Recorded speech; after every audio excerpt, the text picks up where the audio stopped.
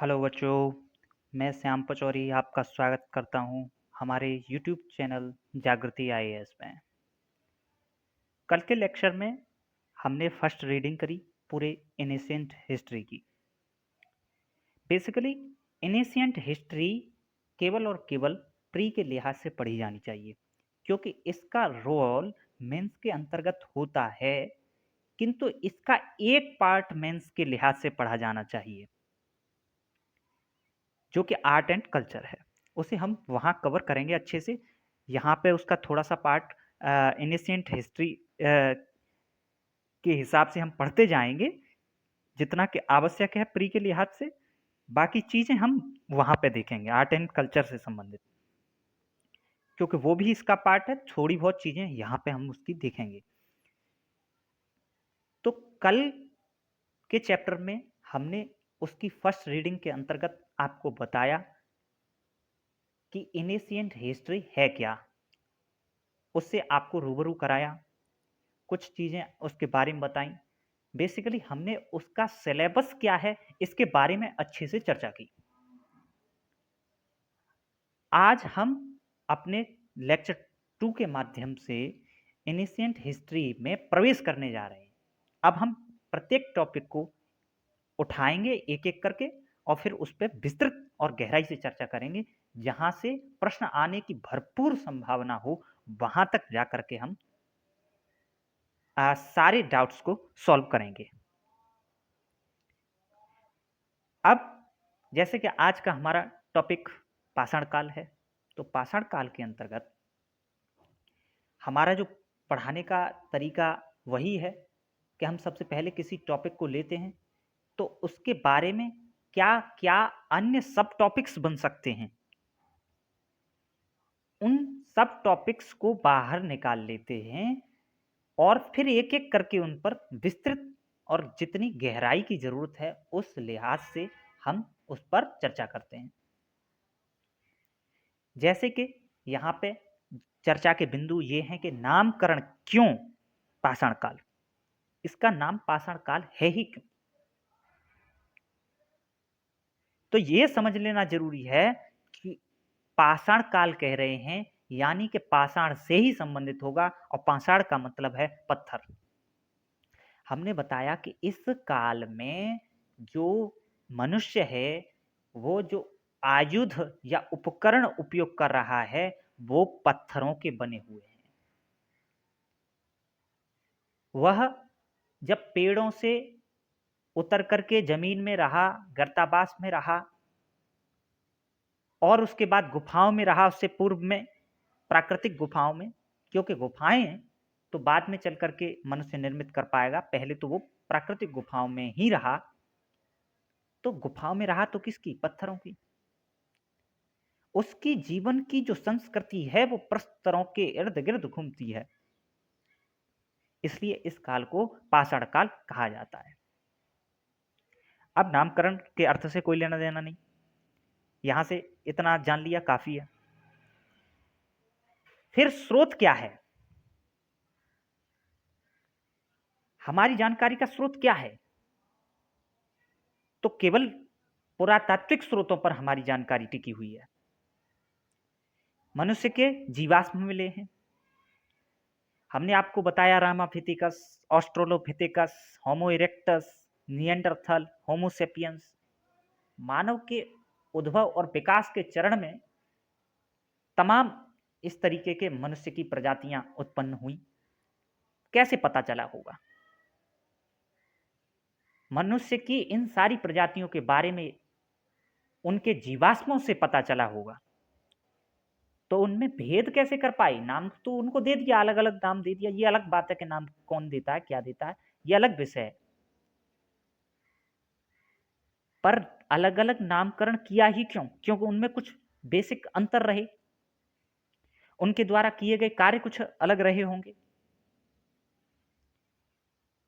तो हमारी जो जानकारी का स्रोत है इस कालखंड से केवल और केवल पुरातात्विक स्रोतों पर निर्भर करता है, और हमने पुरातात्विक स्रोतों को अच्छे ढंग से प्रथम वीडियो के माध्यम से आपको समझाया। अब उधर जाने की जरूरत नहीं। फिर पाषाण काल को अच्छे ढंग से समझना है तो इसका विभाजन करना पड़ता है, और विभाजन 3 कालखंडों में करते हैं। पुरापाषाण कालखंड, मध्यपाषाण कालखंड, नवपाषाण कालखंड।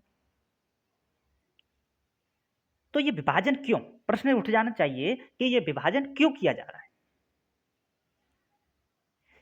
एक तथ्य तो ये है इसके पीछे कि आसानी से सुगमता पूर्वक अध्ययन हो जाता है, किंतु यहां पे ये लॉजिक काम नहीं कर रहा है। जहां से कुछ परिवर्तित होता दिखाई देता है, जहां जीवन स्तर, मनुष्य के जीवन स्तर, मनुष्य की संस्कृति, मनुष्य का सामाजिक सांस्कृतिक ढांचा में कुछ परिवर्तन होता दिखाई देता है, तो इतिहासकार वहां से एक नया युग की शुरुआत मानते हैं। जिस प्रकार का मनुष्य का जीवन पुरापाषाण काल के अंतर्गत है, उससे कुछ भिन्नताएं मध्यपाषाण कालखंड के अंतर्गत दिखाई देती हैं, और उससे भी कहीं अधिक भिन्नताएं फिर नवपाषाण कालखंड के अंतर्गत दिखाई देती हैं। उन सब के आधार पर यह विभाजन किया जाता है। अगर हम अगले टॉपिक में कालखंड के बारे में चर्चा करें और पुरापाषाण काल को लें, तो पुरापाषाण काल का एग्जैक्ट जो कालखंड लगाया जाता है, अंदाजा जो किया जाता है, वो क्या है। इतिहासकारों का मानना है कि इस प्रकार की संस्कृति मनुष्य के उद्भव एवं विकास की प्रक्रिया में 6 मिलियन ईयर्स पहले प्रारंभ हुई होगी,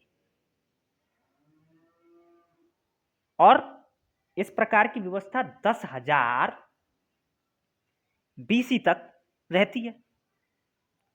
10,000 बीसी तक, 10,000 बीसी तक का मतलब कहीं आपके प्रश्न में ये बात भी लिखी हो सकती है, आपके ऑप्शन में ये बात लिखी हो सकती है कि 12,000 वर्षों तक, 12,000 वर्ष पूर्व तक का कालखंड पुरापाषाण कालखंड के अंतर्गत आता है।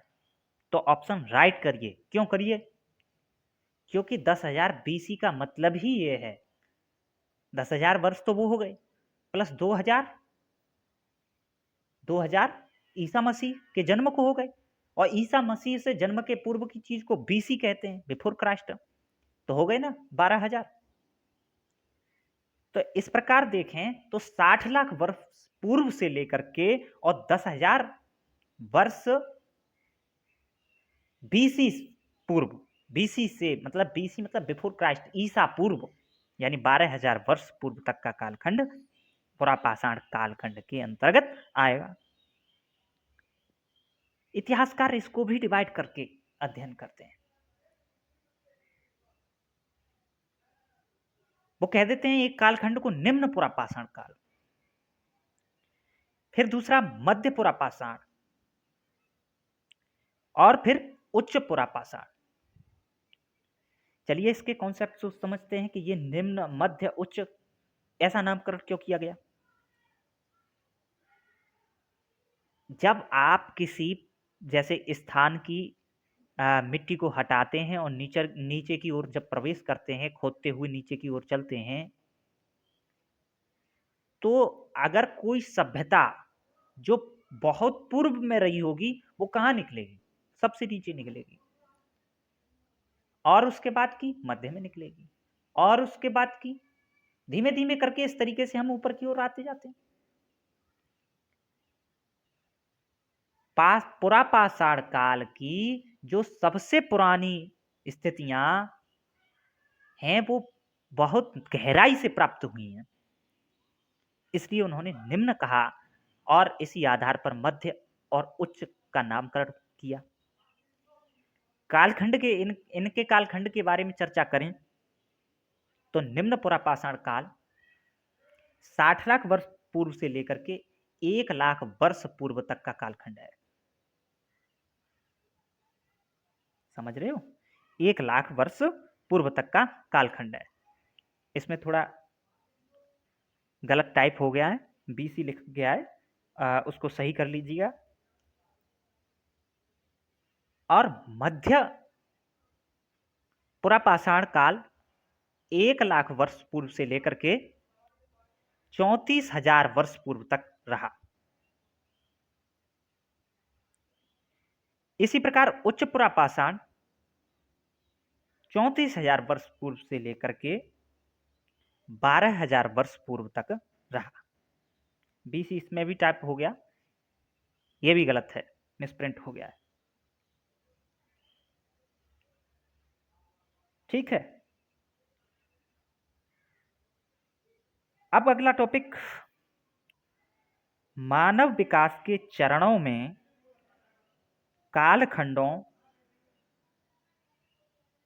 कालखंडों से संबंध व उनकी दिमागी क्षमता, इसकी चर्चा कर लेना बहुत जरूरी है। अगर आप PYQs पर थोड़ा ध्यान देंगे तो आप पाएंगे कि इस तरीके के क्वेश्चन बोर्ड कैसे पूछ लेता है। बहुत गहराई से क्वेश्चन चले आते हैं, किंतु गहराई से यहीं से आते हैं, कहीं बाहर से नहीं आते। पूरे सिलेबस ये नहीं है कि हिस्ट्री को घोट के पी जाना है। इसीलिए तो कहा जाता है कि PYQs पर थोड़ा ध्यान दीजिए। तो हमने बताया कि मानव विकास के चरणों में जो मनुष्य की प्रजातियां उद्भवित हुई, उसमें सबसे पहले रामाफिथिकस है, उसकी चर्चा की थी, किंतु वो मानव नहीं था, वो 4 पैरों पर चलता था, उसकी शरीर की संरचना भी लगभग जानवर के जैसी थी, वह वास्तव में जानवर ही था। इसलिए यहां पे उसका उदाहरण देना सही नहीं है। हम मानव विकास की बात कर रहे हैं तो ऑस्ट्रोलोपिथेकस से बात शुरू करेंगे और फिर होमो इरेक्टस, फिर निएंडरथल, फिर होमोसेपियंस, इनके कालखंडों की बात चर्चा करें तो क्या समझ में आती है बात? थोड़ा दिमाग लगाइए। ऑस्ट्रोलोपिथेकस किस काल से संबंधित रहेगा? मान लीजिए आपके पास ऑप्शन रहता है निम्न पुरापाषाण, मध्य पुरापाषाण, उच्च पुरापाषाण। किस काल से संबंधित रहेगा?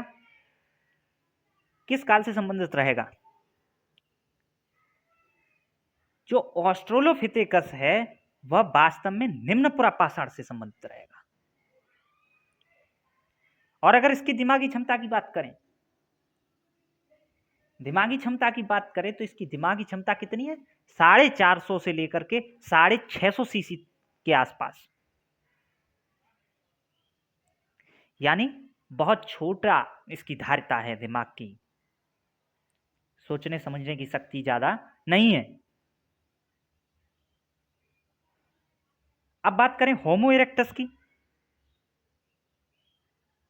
यह किस काल से संबंधित रहेगा? यह भी निम्न पुरापाषाण से ही संबंधित रहेगा, निम्न पुरापाषाण से ही संबंधित रहेगा। होमो इरेक्टस की दिमागी क्षमता में कुछ ग्रोथ देखने को मिलती है। अब इसकी मस्तिष्क की धारिता 650 सीसी से 1000 सीसी तक पहुंच गई है, यानी अब थोड़ी सी इसकी दिमागी पावर बढ़ चुकी है।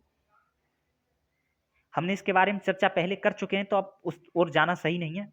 आप पहला लेक्चर देखिए। अब बात करें इसी तरीके से निएंडरथल की, तो निएंडरथल किस काल से संबंधित रहेगा? निएंडरथल मनुष्य मध्य पुरापाषाण से संबंधित रहेगा, मध्य पुरापाषाण से संबंधित रहेगा। और अगर होमोसेपियंस की बात करें, होमोसेपियंस के बारे में हमने आपको बताया कि लगभग 34,000 वर्ष पूर्व से इसकी शुरुआत देखी जा रही है, और 34,000 वर्ष से इसकी शुरुआत देखी जा रही है। बाद के सभी कालखंडों में, वर्तमान कालखंड तक, बाद के जितने भी कालखंड हुए जिनका हम इतिहास में आगे अध्ययन करेंगे, बेसिक समझ तो हम बना ही चुके हैं। तो 34,000 वर्ष पूर्व से लेकर के जितने भी कालखंड हुए उन सब में होमोसेपियंस है। किंतु अगर केवल उच्च पुरापाषाण कालखंड, निम्न पुरापाषाण कालखंड और मध्य पुरापाषाण कालखंड लिखा रहे तो ऑप्शन सही होगा उच्च पुरापाषाण।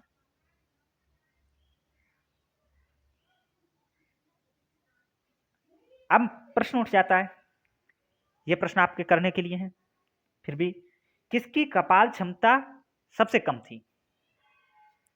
और दूसरा क्वेश्चन है, किन दो की कपाल क्षमता एक सी थी? बेसिक समझ के लिए मैं पहले लेक्चर में आपको बता चुका, किसकी कपाल क्षमता यानी कपाल किसे कहते हैं? सर, मस्तिष्क, मस्तिष्क की क्षमता सबसे कम किसकी रहेगी? जो सबसे पूर्व में होगा। सबसे पूर्व में कौन हो रहा है? ऑस्ट्रोलोपिथेकस, तो ऑस्ट्रोलोपिथेकस ही रहेगा आंसर में, या ऑप्शन में कुछ भी रहे कोई लेना देना नहीं है। और अगर बात करते हैं कि किन दो की कपाल क्षमता एक सी थी, तो उसमें निएंडरथल और आपका होमोसेपियंस, इन दोनों की कपाल क्षमता एक सी रहेगी, क्योंकि इनकी कपाल क्षमता के बारे में मैंने आपको कल ही बताया था। 1350 सीसी से लेकर के 1750 सीसी तक इनकी कपाल क्षमता है। आज के मनुष्य की भी उतनी ही कपाल क्षमता है। अब बात करते हैं अगले टॉपिक की, उपकरणों की, जिसके आधार पर इस कालखंड का पूरे का नामकरण किया गया है। तो यहां से क्वेश्चन बनने की संभावना बहुत ज्यादा बढ़ जाती है। अगर पुरापाषाण कालखंड के उपकरणों की बात करें तो जहां से क्वेश्चन आने की संभावना ज्यादा है, वो यहां दो चार नाम याद करने जरूरी हैं, जैसे कि चोपर, चोपिंग, हस्त कुठार जिसे हैंड एक्स भी कहते हैं, विदरणी और खुरचनी। क्या है चॉपर? क्या है चॉपर? तो चॉपर का मतलब है ऐसा उपकरण जो काटने के लिए उपयोग में लाया जाता है, जिससे कोई चीज काटी जाती है। अब इससे कोई मतलब नहीं है कि ये लकड़ी काटेंगे या किसी पशु को काटेंगे, क्या करेंगे, इस झंझावात में आपको पढ़ना नहीं, बस काटने वाला यंत्र है। चॉपिंग भी काटने वाला यंत्र है, किंतु चॉपिंग और चॉपर में अंतर यह है कि चॉपिंग जो उपकरण है उसमें एक तरफ धार है, और चॉपिंग ऐसा उपकरण है जिसमें दोनों तरफ धार है। यानी कि अगर क्वेश्चन में यह रहे कि मानव निर्मित पहला दो तरफा धार वाला उपकरण कौन सा था, तो चॉपिंग था। यानी चॉपिंग पहला ऐसा मनुष्य निर्मित उपकरण था जो दो धार वाला था। और अगर क्वेश्चन इस प्रकार से रहे कि मानव निर्मित पहला उपकरण क्या था, तो चॉपर किस काम में उपयोग होता था, तो काटने के लिए, एक तरफ धार थी इसके। तो क्वेश्चन इस प्रकार का भी हो सकता है कि सबसे पहले दो तरफा धार वाला मनुष्य ने शस्त्र बनाया था, उपकरण बनाया था, तो गलत हो जाएगा। एक तरफा धार वाला उपकरण चॉपर बनाया था। हस्तकुठार, हस्तकुठार क्या है? एक हैंड एक्स है, कुल्हाड़ी की टाइप है, जिससे लकड़ी वगैरह काट सकते होंगे, कुछ भी करते रहे हों, इसका नाम जानना जरूरी है। एक विदरणी होती थी, विदरणी चीरने वाला यंत्र था, चीरने के लिए उपयुक्त किया जाता था। अब फिर वही बात कि ये मनुष्य को चीरे, किसी लकड़ी को चीरेंगे या किसी पशु को इससे चीर डालेंगे, कोई फर्क नहीं पड़ता। बस इतना जान लेना है कि ये चीरने के लिए उपयुक्त किया जाता रहा होगा। और एक यंत्र है खुरचनी। तो खुरचनी स्क्रैपर जिसे कहते हैं, इसके बारे में ये जानने लेना जरूरी है कि खुरचने वाला यंत्र है ये। जैसे कि किसी पशु की खाल को खुरच करके साफ करते रहे होंगे इससे। और इसके बारे में यह भी जान लेना जरूरी है कि यह सबसे बाद का उपकरण है। सबसे बाद का मतलब पुरापाषाण काल में सबसे बाद का, अभी का नहीं। अभी तो बहुत उपकरण लगातार बनते जा रहे हैं और बनते रहेंगे, बाद का पता नहीं। किंतु पुरापाषाण की बात करें तो सबसे बाद का आपका स्क्रैपर यानी खुरचनी हो गया। एक और जिसके बारे में कभी कभी क्वेश्चन आ जाता है कि बटिकास्म। बटिकास्म क्या है? बटिकास्म भी एक प्रकार का उपकरण था जिसे पुरापाषाण कालीन मनुष्य उपयोग में लाया करता था। तो बटिकास्म मनुष्य निर्मित उपकरण नहीं है, यद्यपि सबसे पहले उपयोग में मनुष्य ने यही किया।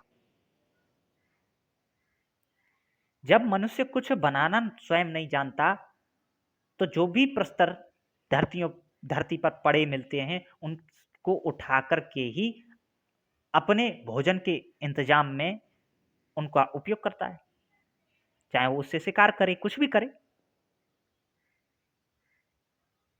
बेसिकली बटिकास्म उन्हें कहते हैं जो किसी हवा के थपेड़े से या पानी के बार बार थपेड़ों से, जैसे कि नदी के आसपास आपने गोल गोल प्रस्तरों को देखा होगा जो नदी में बार बार पानी के थपेड़ों के प्रभाव से घिसते रहे, घिसते घिसते गोल हो गए।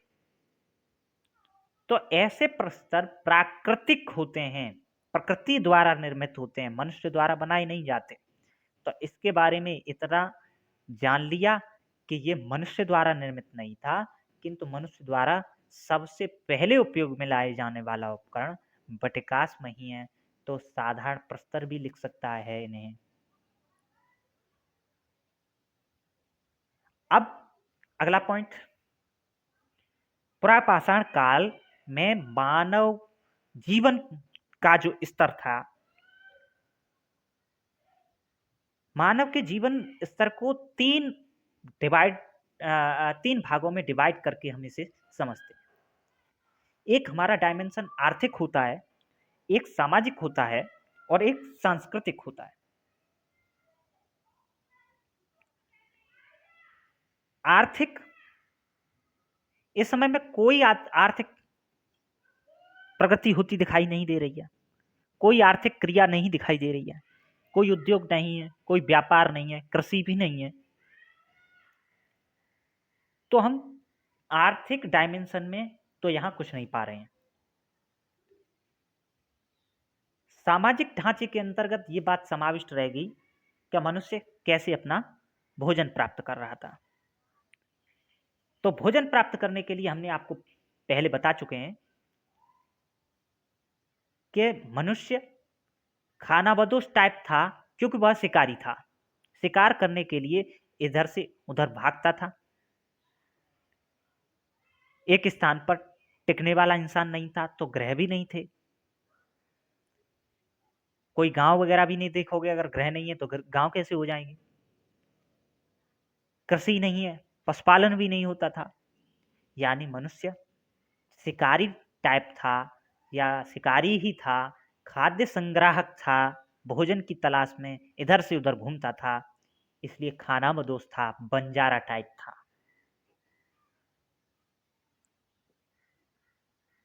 सांस्कृतिक में आर्ट एंड कल्चर आ जाता है कि वो क्या टेक्निक्स निर्मित कर रहा है। तो हमने उपकरणों की चर्चा की कि मनुष्य कुछ बना रहा है, निर्मित कर रहा है, निर्मित कर रहा है, उसने उपकरणों का निर्माण किया। चॉपर, चॉपिंग, हस्तकुठार, बिदरनी, खुरचनी जैसे अस्त्र शस्त्रों का उसने निर्माण भी किया, उपयोग भी किया। तो ये सांस्कृतिक पहलू के अंदर समाविष्ट हो जाएगा। आग की खोज भी की, आग की खोज की मैंने बताया, पहले बता चुका हूं कि होमो इरेक्टस ने आग की खोज भी की और फिर आग पर नियंत्रण भी प्राप्त कर लिया। नियंत्रण प्राप्त करना कठिन था, किंतु आग पर नियंत्रण प्राप्त कर लिया। अब बात करेंगे हम उपलब्धियों की। इनकी उपलब्धियों पर कुछ चर्चा करते हैं। तो उपलब्धियों पर चर्चा करते हुए हमारे बिंदु हैं। बिंदु क्या, प्रश्न है एक तरीके से, ये आपके सामने ऑप्शन है, क्या सही है क्या गलत है। गर्दन का हिस्सा पूर्णतः विकसित हो चुका था क्या इस समय में? तो गर्दन का हिस्सा पूर्णतः विकसित नहीं हुआ था, क्योंकि गर्दन का हिस्सा तो निएंडरथल मनुष्य का भी विकसित नहीं हुआ था। होमोसेपियंस में आते आते मनुष्य की गर्दन का विकास हुआ। तो गर्दन का विकास कुछ कुछ हो रहा है, पूर्णतः नहीं, कुछ कुछ हो रहा है, क्योंकि 34,000 वर्ष पूर्व, जिसे कि उच्च पुरापाषाण के अंतर्गत समाविष्ट करते हैं, यानी पुरापाषाण काल की लास्ट अवधि चल रही है, वहां है होमोसेपियंस आ रहा है और होमोसेपियंस की गर्दन का धीमे धीमे विकास हो रहा है। तो पूर्णतया नहीं, किंतु विकसित हो रही है। अब दूसरा पॉइंट यहां दिया है, मनुष्य ने धातु के कुछ उपकरणों का विकास किया। क्या होना चाहिए, सही होना चाहिए या गलत? क्या होना चाहिए भाई? मनुष्य जैसे ही धातु का उपयोग करना प्रारंभ कर देगा तो उस कालखंड का नाम उस धातु से न होना चाहिए? पाषाण से क्यों होगा? वो तो उपकरण उसके सारे के सारे प्रस्तर के बने हुए हैं, इसलिए हम उस काल को पाषाण काल कह रहे हैं। ये तो उसके नाम में ही निहित है। अब अगला, आग का आविष्कार कर लिया। हाँ जी, कर लिया। होमो इरेक्टस नाम का, मैंने बताया कि इस प्रजाति ने आग की वरन खोज ही नहीं की, वरन उस पर अपना नियंत्रण भी प्राप्त कर लिया। और फिर अगला टॉपिक, पहिए का आविष्कार हो चुका था क्या? तो नहीं, पहिए का आविष्कार तो पाषाण काल के बिल्कुल लास्ट फेज में हुआ, नवपाषाण कालखंड के अंतर्गत हुआ। तो यहां पहिए के आविष्कार के बारे में चर्चा हमारी थोड़ी सी हो गई, इससे ज्यादा पहिए के बारे में पढ़ना जरूरी नहीं। कुल मिलाकर के पुरापाषाण काल के बारे में जितनी चर्चा अपेक्षित है, जहां से क्वेश्चन आने की संभावना है, वो सारी चीज हमने क्लियर करी। अब इससे ज्यादा पढ़ने की जरूरत नहीं।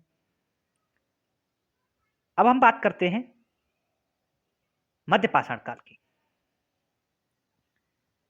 मध्यपाषाण कालखंड के बारे में फिर हमारा वही पैटर्न कि सबसे पहले इसके कालखंड के बारे में चर्चा, फिर इसका सामान्य जीवन क्या है, और सबसे ज्यादा जो मेन मुद्दा है वो है कि भारतीय स्थल कौन कौन से हैं जो मध्यपाषाण कालखंड से संबंधित हैं और इनकी जानकारी कहां से मिलती है। कालखंड के बारे में हमारी चर्चा पूरी हो गई है इसी लेक्चर में, पूर्व में बताई हैं। अब उससे ज्यादा जानने की जरूरत नहीं। सामान्य जीवन की बात करें, इसे भी हम बता चुके हैं, किंतु यहां जान ले रहे हैं कि अभी भी पुरापाषाण काल की बहुत सारी स्थितियां यहां पे दिखाई देती हैं, किंतु कुछ एक परिवर्तन भी होते दिखाई देते हैं। मनुष्य शिकारी भी है, जो कि पुरापाषाण की एक व्यवस्था है, और कृषि भी यहां दिखाई देने लग गई है। कृषि जो कि नवपाषाण काल की प्रमुख विशेषता रहेगी पाषाण कालखंड के अंतर्गत। तो कृषि होना प्रारंभ हो रही है। अब कृषि प्रारंभ हो रही है तो पशुपालन भी धीमे धीमे करके थोड़ा थोड़ा होने लगा। पशुपालन होने लगा, कृषि होने लगी, तो लोग एक स्थान पर थोड़े टिकने लग गए, तो ग्रहों का निर्माण भी होने लगा। यानी उसका जीवन अब स्थायित्व की ओर बढ़ने लग गया है। यानी स्थायी जीवन की ओर वो धीमे धीमे करके अग्रसर हो रहा है।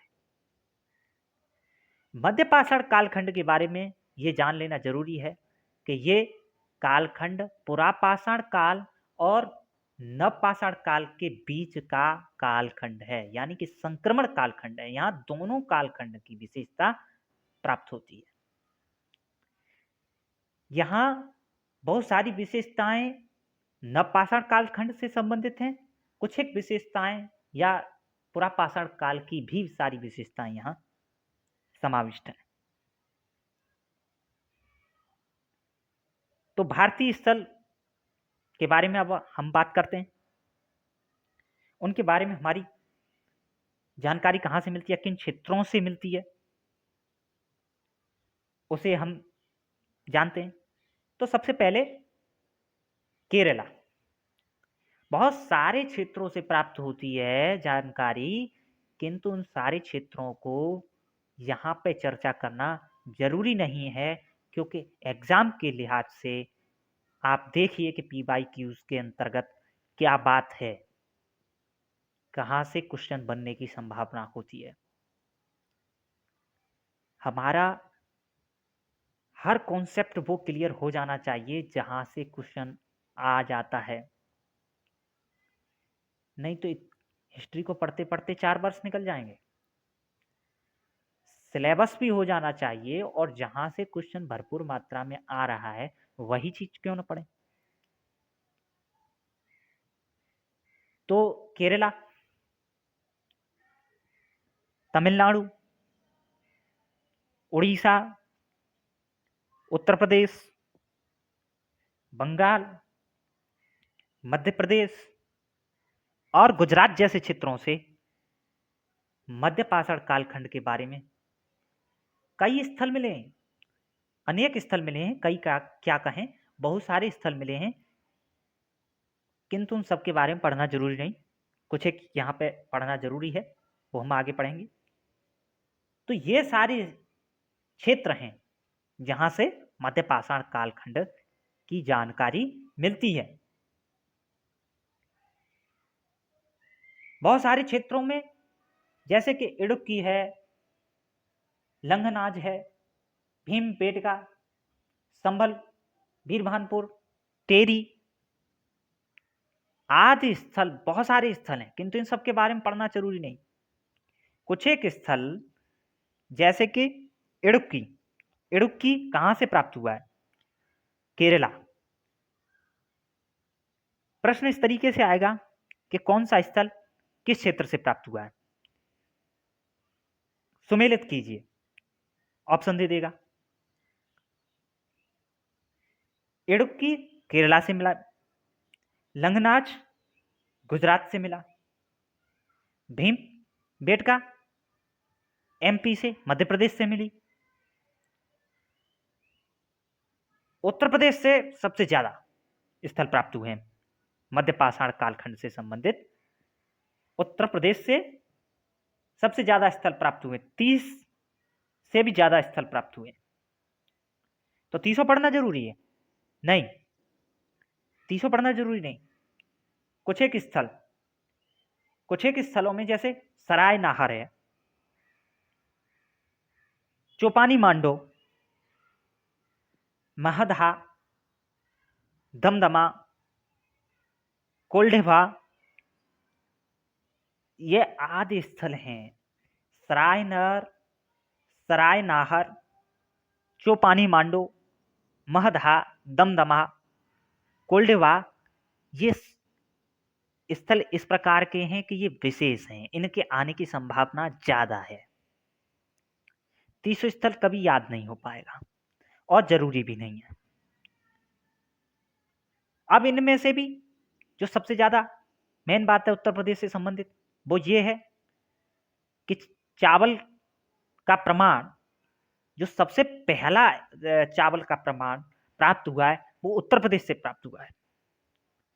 तो कहां से प्राप्त हुआ है ये सराय नाहर से प्राप्त हुआ है। उत्तर प्रदेश के सराय नाहर और उत्तर प्रदेश के ही कोल्डिबा से चावल के प्रथम साक्ष्य प्राप्त हुए। ठीक है, इतना मध्यपाषाण कालखंड के बारे में। चलिए एक दो बात और आगे अध्ययन करते हैं कि मध्यपाषाण कालखंड की क्या उपलब्धि है। उपलब्धियों के बारे में चर्चा करें तो पशुपालन थोड़ा थोड़ा करके प्रारंभ हो रहा है। अब कृषि होना प्रारंभ हो गया, अब कृषि होना प्रारंभ हो गया। कृषि में विशेषतया फसल कौन सी है, तो चावल। अब चावल की कृषि हो रही है। चावल की कृषि के बारे में पहले कई स्थलों से जंगली चावल के प्रमाण मिलते हैं, किंतु उनके बारे में जानना जरूरी नहीं। हमने आपको बताया कि मनुष्य के द्वारा उत्पादित जो चावल के प्रथम साक्ष्य प्राप्त होते हैं वो सराय नाहर और कोल्डिबा से प्राप्त होते हैं, वो उत्तर प्रदेश से संबंधित हैं। अगर उपकरणों की बात करें तो इस कालखंड के जो उपकरण हैं उनको सूक्ष्म पाषाण कहा जाता है। सूक्ष्म पाषाण क्या है? सूक्ष्म पाषाण का मतलब है ऐसे अस्त्र शस्त्र जो पुरापाषाण कालखंड की अपेक्षाकृत छोटे हैं, धारदार हैं, नुकीले हैं। यानी जो छोटे भी हैं, धारदार भी हैं, पैने हैं, नुकीले हैं। उदाहरणों के रूप में देखें तो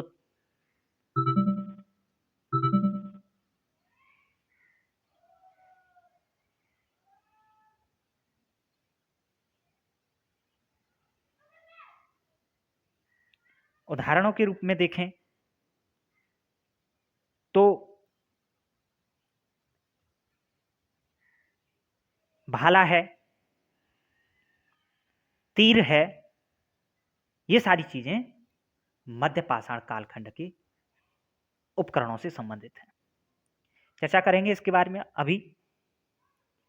अभी मान लो प्रश्न आ जाता है कि भाला और तीर के प्रथम प्रमाण किस कालखंड से प्राप्त होते हैं, तो निसंकोच मध्यपाषाण कालखंड। मध्यपाषाण कालखंड से ही सबसे पूर्व में प्राप्त होते हैं और इसके बारे में हमें साक्ष्य कहां से प्राप्त होता है, तो भीम बेटका की गुफाओं के जो चित्रांकन वहां पर हमें प्राप्त होता है, जो चित्र प्राप्त हुए हैं उन चित्रों से हमें ये चीज पता चलती है। वहां कई पेंटिंग्स मिली हैं। भीम बेटका की गुफाओं में जो पेंटिंग्स हुई हैं वो अपने आप में एक अलग प्रकार की पेंटिंग्स हैं। वैसे बहुत सारे स्थानों से पेंटिंग्स मिली हैं, किंतु भीम बेटका इसलिए भी अलग हो जाती है कि यहाँ पे मध्यपाषाण कालखंड से लेकर के मध्यकाल तक की बहुत सारी पेंटिंग्स प्राप्त होती हैं। अगर हम मध्यपाषाण कालखंड की पेंटिंग्स में देखें तो यहाँ पे हमें प्राप्त होता है कि श्रम विभाजन की व्यवस्था भी है। श्रम विभाजन का मतलब है कि इसमें स्त्रियों का चित्रांकन किया गया है, पुरुषों का चित्रांकन किया गया है। तो पुरुषों को शिकार करते हुए दिखाया गया है, स्त्रियों को सर पर कुछ लादे हुए बोझा ढोते हुए दिखाया गया है। बोझा ढोने का मतलब खाद्य संग्रहण करते हुए दिखाया गया है। जबकि मनुष्य शिकारी है, वो शिकार करना उसका काम है, तो श्रम विभाजन की व्यवस्था दी गई। स्त्रियां शिकार करने नहीं जाती, व्यक्ति शिकार करने जाता है। तो उस व्यक्ति के हाथ में भाला और तीर जैसी चित्रांकन भी हमें देखने को मिलते हैं। अब बात अगर आ ही गई है गुफा की, वैसे हम इसके बारे में बता चुके, भीमबेटका की गुफाएं हों चाहे और बहुत सारी गुफाएं हों, तो ये गुफाएं क्या मनुष्य के द्वारा निर्मित की गई थी? तो नहीं। इस प्रकार का क्वेश्चन रह सकता है कि पुरापाषाण कालखंड में या नवपाषाण कालखंड में या मध्यपाषाण कालखंड में या किसी भी पाषाण कालखंड के अंतर्गत गुफाओं का मनुष्य के द्वारा प्रथम बार निर्माण किया गया? तो बिल्कुल नहीं। जितनी भी गुफाएं प्रकृति द्वारा निर्मित थी पहले से, उसमें ही मनुष्य रहा, उसमें ही उसने पेंटिंग्स बनाई। मनुष्य ने प्रथम बार गुफाओं का निर्माण करना तो मौर्य साम्राज्य के अंतर्गत प्रारंभ किया। उसके बारे में विस्तृत और चर्चा हम तब करेंगे जब हम मौर्य साम्राज्य के अंतर्गत चर्चा रखेंगे। अब बात करते हैं जीवन स्तर की। तो जीवन स्तर के बारे में हमने आपको पहले ही बता दिया। सामाजिक में हमने ये बात देख ली कि श्रम विभाजन की व्यवस्था दिख रही है, पुरुष शिकार करने जा रहा है, स्त्रियां खाद्य संग्रहण करते दिख रही हैं, तो श्रम विभाजन की व्यवस्था है।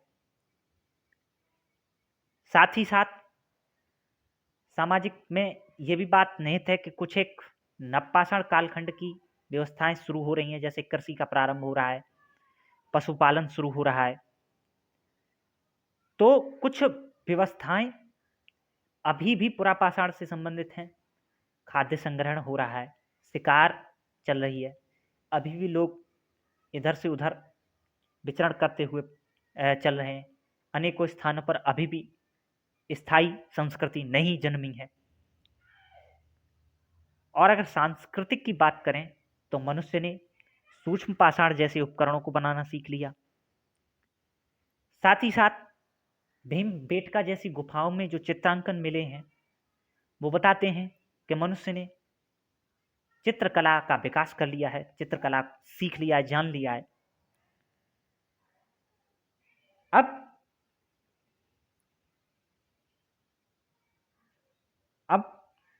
हमारी बात यहां से आगे बढ़ेगी कि नवपाषाण काल क्या है। नवपाषाण कालखंड के अंतर्गत हमारे पास कुछ टॉपिक्स हैं, जैसे कि प्रमुख क्षेत्र क्या हैं। इन प्रमुख क्षेत्रों के अंतर्गत जो प्रमुख स्थल हैं, उन प्रमुख स्थलों से प्राप्त होने वाली विशेष जानकारी के बारे में हमारी चर्चा होनी चाहिए। और फिर सामान्य विशेषताएं इस कालखंड से संबंधित हैं, उन सब के बारे में चर्चा। अगर हम प्रमुख क्षेत्रों के बारे में बात करें तो बलूचिस्तान का एक प्रमुख स्थल मेहरगढ़ है, जिसके बारे में क्वेश्चन पूछ लिया जाता है। तो मेहरगढ़ के बारे में क्या विशेष तथ्य हैं? प्राचीनतम नवपाषाणिक स्थल है मेहरगढ़। पहला तो यही, प्राचीनतम नवपाषाणिक स्थल है,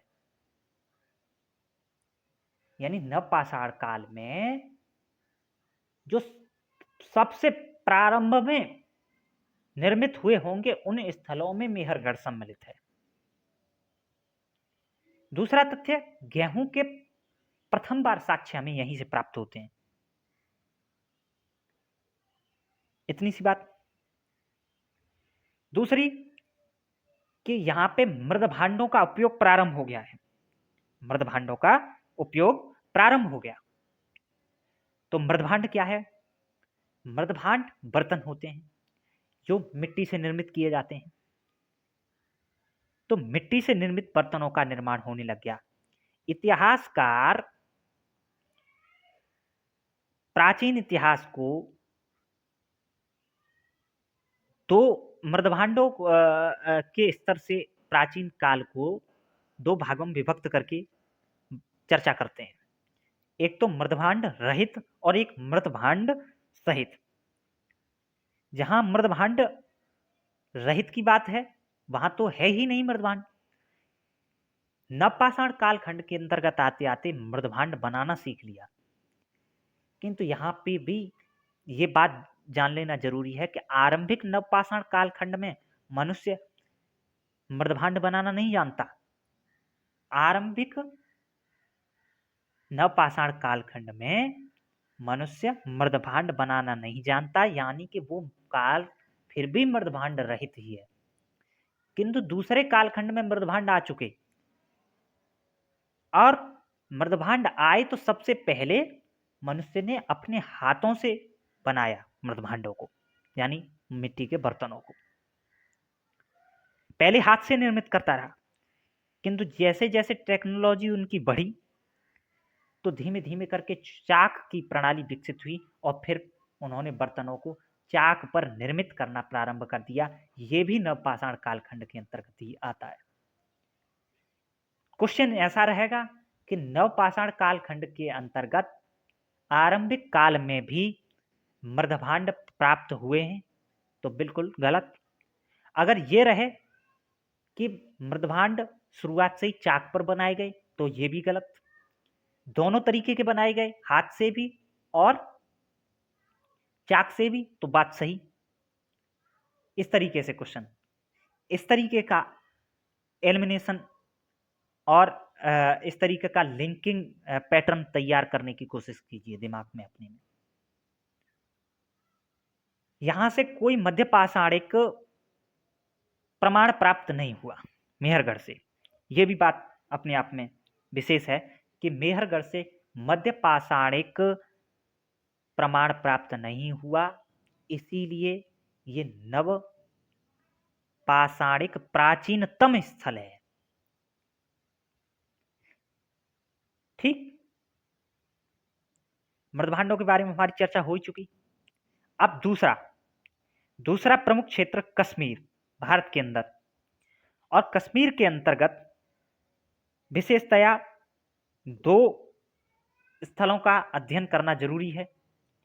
वो स्थल हैं, एक तो गुफ्र कराल, दूसरा बुर्ज होम। गुफ्र कराल के बारे में केवल उसका नाम जान लेना जरूरी है। ये किस स्थान से संबंधित था, जब मैचिंग करने के लिए आ जाएगा तो कश्मीर से संबंधित था।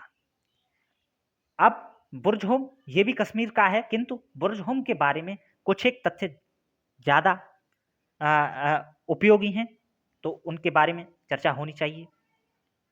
सबसे पहले मनुष्य ने नवपाषाणिक कालखंड के अंतर्गत आते आते पशुओं की हड्डियों का अस्त्रों के रूप में उपयोग करना शुरू कर दिया, और इस बात के प्रमाण बुर्ज होम से प्राप्त होते हैं।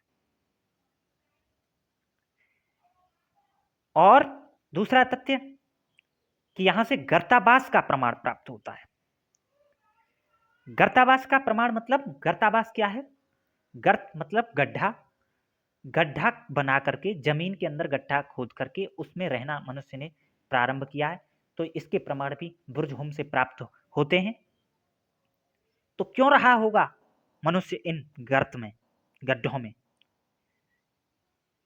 तो इतिहासकार अंदाजा लगाते हैं कि पशुओं से मनुष्य को भय रहा होगा, और वो भय आज भी रहता ही है। मनुष्य बिना अस्त्र शस्त्रों के पशुओं से मुकाबला नहीं कर सकता, क्योंकि उनसे अपेक्षाकृत मनुष्य कमजोर ही होता है। तो पशुओं से बचने के लिए, ठंड से बचने के लिए यह गर्तावास में रहा होगा, ये इतिहासकार मानते हैं। अगला तथ्य जो जान लेने जैसा है कि यहां पे मालिक के साथ कुत्ता दफनाने की जानकारी प्राप्त हुई है। ये क्वेश्चन में आ जाता है। सबसे पहले कहां से ये प्रमाण प्राप्त हुआ है कि मालिक के साथ कुत्ता दफनाया गया है या मालिक के साथ कोई जीव दफनाया गया है भारत के संदर्भ? तो बुर्ज हो। इस बात से क्या जानकारी मिलती है? पहली बात तो ये कि ये दफनाते थे अपने किसी भी मृत व्यक्ति को इसके अंतर्गत, बुर्जहोम के अंतर्गत ये लोग दफनाते थे, जलाते नहीं थे, सबको जलाते नहीं थे। दूसरी बात, दफनाते थे तो इनके साथ उनकी कोई प्रिय वस्तु उनके साथ दफनाई जाती थी, जैसे कि यहाँ कुत्ता दफनाया गया है, ये एक जानकारी प्राप्त होती है। तो क्यों प्रिय वस्तु इनके साथ दफनाई जाती थी? तो इन लोगों का ये विश्वास था कि ये जो व्यक्ति है, जब दूसरा जन्म प्राप्त करेगा तो जो उसकी प्रिय वस्तु उसके साथ दफनाई गई हैं उसे वो प्राप्त हो जाएंगी, आसानी से प्राप्त हो जाएंगी। यानी पुनर्जन्म के सिद्धांत में भी इनका विश्वास रहा होगा, इतिहासकार ऐसा मानते हैं। अब अगर प्रश्न इस तरीके से आ जाता है, क्या नवपाषाणिक लोग पुनर्जन्म के सिद्धांत में विश्वास करते थे और इसकी जानकारी बुर्जहोम से प्राप्त होती है? तो बिल्कुल सही है। अब इतने से इतने से अधिक बुर्जहोम के बारे में कोई जानकारी नहीं, जानना जरूरी नहीं। अब उत्तर प्रदेश के बारे में चर्चा करते हैं। तो उत्तर प्रदेश एक मध्य पाषाण काल खंड में, इसके बारे में हमने एक आपका बेसिक समझ तैयार करी। और उत्तर प्रदेश का संबंध बेसिकली पाषाण कालखंड में मध्य पाषाण कालखंड से ही संबंधित है। और उत्तर प्रदेश के अंतर्गत 2000 BC तक नवपाषाणिक जीवन की आधारशिला मिलती है। यानी कि इसके प्रमाण 2000 BC तक प्राप्त होते हैं नवपाषाणिक संस्कृति के। किंतु जानने के लिए केवल मात्र हमने जो मध्य पाषाण कालखंड के में उत्तर प्रदेश से संबंधित जो तथ्य, जो स्थल, जो क्षेत्र, जो चावल के प्रमाण के बारे में जाना, वो अपने आप में काफी है। चावल के बारे में हमने प्रथम प्रमाण के बारे में जाना कि उत्तर प्रदेश से प्राप्त हुए, सराय नाहर और कोल्ढिबा से। किंतु चावल की पहली पहली यानी जंगली किस्में कहां से प्राप्त हुई हैं? जैसे कि लहुरा देवा, चोपानी मांडो। चोपानी मांडो, लहुरा देवा से जंगली चावल की किस्में प्राप्त हुई हैं। किंतु इनसे क्वेश्चन नहीं आएगा, ये नहीं पूछा जाएगा। पूछा जाएगा कि कहाँ मनुष्य ने सबसे पहले चावल का उत्पादन किया। इससे ज्यादा उत्तर प्रदेश के बारे में नहीं।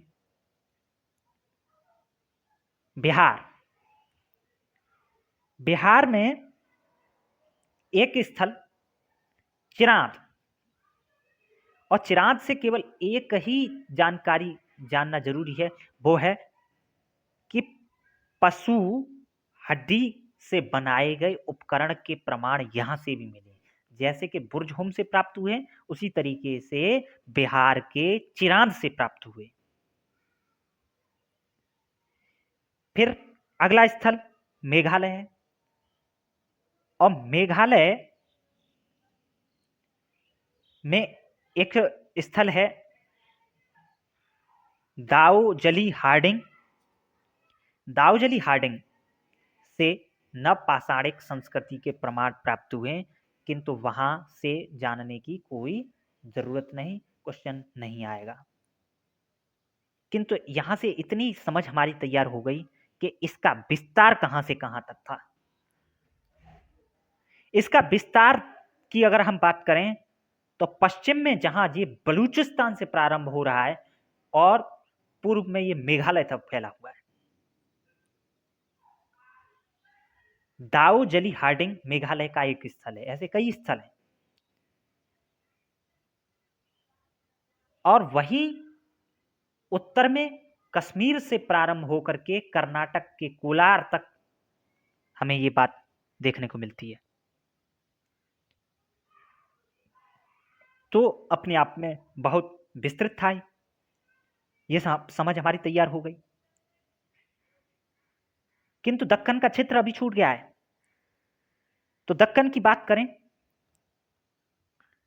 दक्कन की बात करें, दक्कन में 3 क्षेत्र, 3 स्थल जान लेने जैसे हैं, जैसे पिक्कीहल,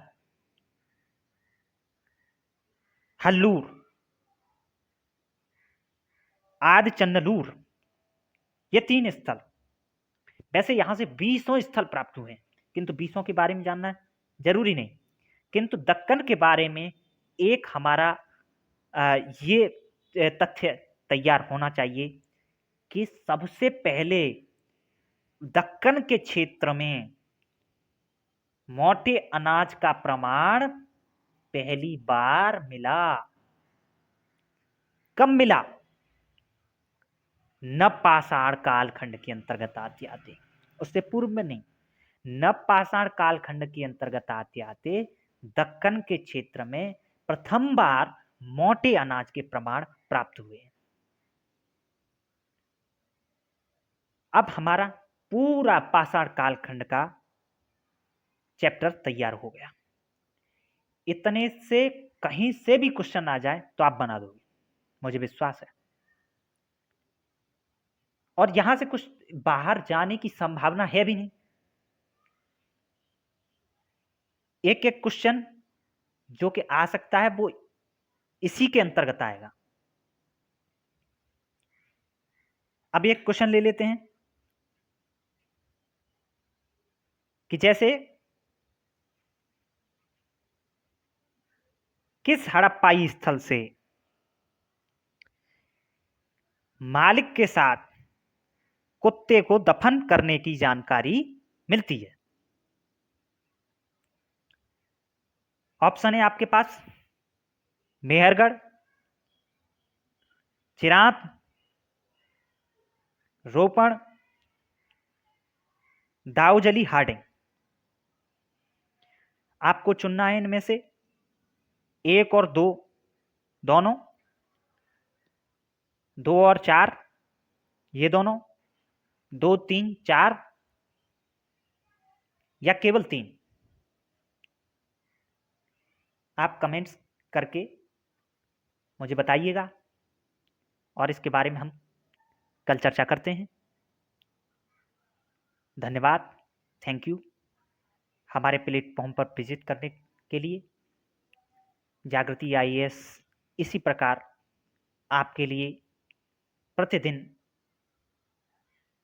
नए नए तरीके से बहुत परिश्रम के साथ, जो कि एग्जाम के लिहाज से बहुत उपयोगी सिलेबस है, वो डिजाइन करके लाती है और आपके सामने रखती है।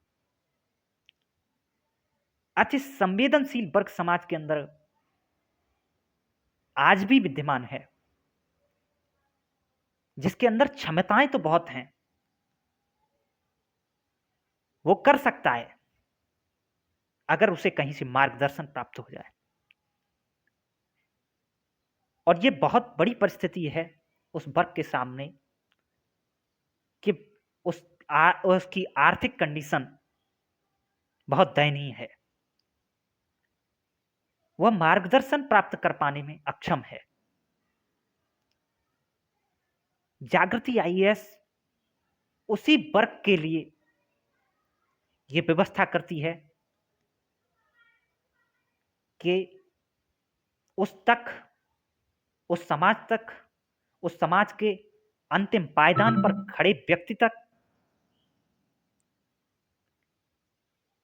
जो एग्जाम के लिहाज से अति उपयोगी क्या कहें, जहां से पूरा का पूरा एग्जाम तैयार होता है, वो चीज ला करके आप उसके सामने परोसें, और वो भी मुफ्त में। यद्यपि और विद्यार्थी भी इससे लाभ प्राप्त करेंगे ही, और करना ही चाहिए, किंतु खास करके उस वर्ग के लिए ये अपने आप में बहुत अच्छा प्लेटफॉर्म साबित होगा आइए हमारे यूट्यूब चैनल को सब्सक्राइब कीजिए और इसी के साथ